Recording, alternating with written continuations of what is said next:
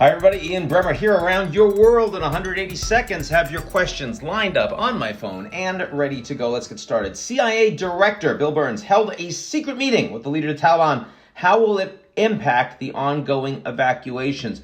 Well, at the very least, you have to think that America's top priority, ensuring that all Americans get out of Afghanistan, given that the U.S. controls nothing on the ground but Kabul Airport, will be facilitated. I would think that that was the reason for him to be there, absolute top priority, and that has been successful. If it was a failure, we would have heard something about it by now, and the situation on the ground would be quite different. That is very different, though, than what happens after August 31st, and whether or not all of the Afghan nationals working with the Americans and in physical danger are going to be let out. So far, I haven't heard that from the Taliban. Certainly that will be a big piece of the negotiations, but better that he's there than not.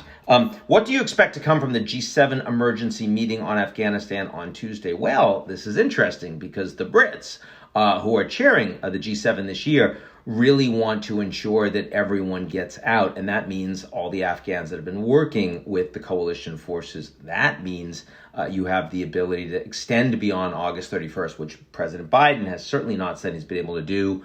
And the Taliban forces have not said they'd agreed to. So we'll see where it goes. This is going to be a much more contentious G7 than what we saw in Cornwall a couple of months ago. And it'll be very interesting to see whether we have anything like the kind of statements from the Germans, from the French, the Brits criticizing the Biden administration after today's meeting that we did over the last week on Afghanistan.